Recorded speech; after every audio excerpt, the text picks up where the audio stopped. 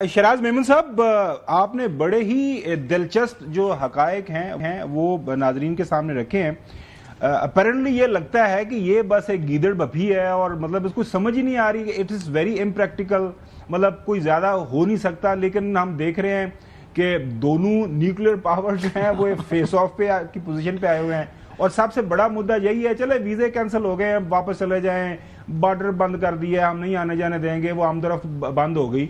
लेकिन सबसे बड़ा इशू जो हमें समझ आ रहा है, पाकिस्तान ये कह रहा है कि हमारे पानी को आपने कुछ छेड़ा तो हम आपकी ऐसी की तैसी कर देंगे, एक्ट ऑफ वॉर इसको कंसिडर करेंगे, और वो कह रहे हैं कि हम नहीं मानेंगे जो है वर्ल्ड बैंक की जो भी बात होगी।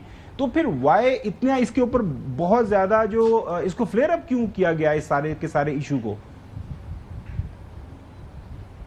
जैसे इसमें क्योंकि ये टेक्निकल मामला है, आम आदमी ये समझता है कि पानी कोई दरिया या कोई पाइपलाइन के थ्रू और वॉल बंद कर देने, कोई वॉल बंद करके, ये दरिया का पानी है, इसको आप कहीं पे भी नहीं ले जब तक आपके पास बड़े रिजर्वायर्स ना हो। और इस वक्त इंडिया के पास ऐसा कोई बड़ा रिजर्वायर नहीं है जिसमें वो पानी रोक के। मैंने बताया ना कि इंडस और झेलम पे तो बिल्कुल सवाल ही नहीं पैदा होता, लेकिन चनाब पे उनके कैस्केड ऑफ प्रोजेक्ट्स हैं जिसमें थोड़ा थोड़ा पानी वो जमा करें। लेकिन अभी तक उसमें सिर्फ बागलियारी है, ऐसा काबिल ज़िक्र प्रोजेक्ट है जिसमें वो हमारा पानी जो है ना वो सिर्फ सर्दियों में जब पानी का बहुत कम रह जाता है दरियाओं में, तो उस वक्त वो 25-26 दिन का पानी अगर वो उसको अपनी बिजली को रोक के, हाइड्रो पावर को रोक के उसका पानी रोकें और फिर लेकिन 26वें दिन उनको छोड़ना ही पड़ेगा। तो उस वक्त तो सर्दियों में जो है वो उनको बिजली की ज़्यादा ज़रूरत होती है कश्मीर में, और उसकी क्या कॉस्ट ज़्यादा होती है, बजाय ये कि वो हमारा नुकसान करें। उस वक्त वो हमारा इतना सर्दियों में हमें इतना नुकसान नहीं कर सकते। इसके अलावा कोई भी उनके पास ज़ख़ीरा नहीं है जिसमें वो पानी रोक सकते। बिल्कुल सही, आपको पता है कि पानी के ज़ख़ीरे होते हैं, ये इनकी प्लानिंग और इनकी कंस्ट्रक्शन। जी मेमन साहब प्लीज कंप्लीट करें। मेमन साहब, आपने बड़ी बड़ी जी चोई साहब कुछ सवाल करना चाहता हूं। जी चोई साहब बोले। मेमन साहब, आपने बड़ी क्लैरिटी से, बड़ी खूबसूरती से तमाम हकायक सामने लेके आए हैं कि इंडस पर तो उनका जोर नहीं चलता, झेलम पर भी उस तरह नहीं चलता।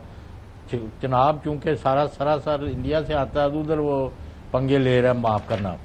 हैविंग सेड दिस, फिर इस वक्त इस मुआहदे की मुअत्तली के ऊपर उन्होंने क्यों जोर दिया? What are their actual plans and designs against Pakistan? Exactly जी, मैं इसमें अर्ज करता हूँ कि ये क्योंकि जो भी वो प्रोजेक्ट्स हमें देते हैं उसका वो डिज़ाइन हमें 6 महीने पहले उसके देने के पाबंद हैं। तो हमारे दरियाओं पे जो भी प्रोजेक्ट्स बनाएंगे वो 6 महीने पहले हमें और देते हैं हमें, तो उस पर हम एतराज़ात करते हैं। फिर उस पहले ये था कि कुछ अर्से तक, शुरू के 20-25 साल तक मामला दोनों कमीशन या गवर्नमेंट के दरमियान जो थोड़े बहुत जिस तरह सलाल डैम एक बड़ा मुआहदा था तो दोनों फॉरेन मिनिस्टर्स के दरमियान हुआ, उसमें उन्होंने डिज़ाइन चेंज किया और वो मामला हल। उसके बाद जो है वो मामला हम तीसरे फरीक के पास भी की गुंजाइश है जिसमें न्यूट्रल एक्सपर्ट भी है और कोर्ट ऑफ आर्बिट्रेशन। जो टेक्निकल मामला हैं वो न्यूट्रल एक्सपर्ट के पास ले जाए जाते हैं, और जो नॉन टेक्निकल हैं या जो इश्यूज़ हैं वो उसके लिए कोर्ट बनाई जाती है, जिसमें ये बहुत मुख्तलिफ जो ऑर्गेनाइजेशन हैं जिसमें वर्ल्ड बैंक और बाकी जो ऑर्गेनाइजेशन हैं वो मिल के एक कोर्ट बना के देती हैं जो मामलात को। इस मामले किशन गंगा में कोर्ट बनी थी।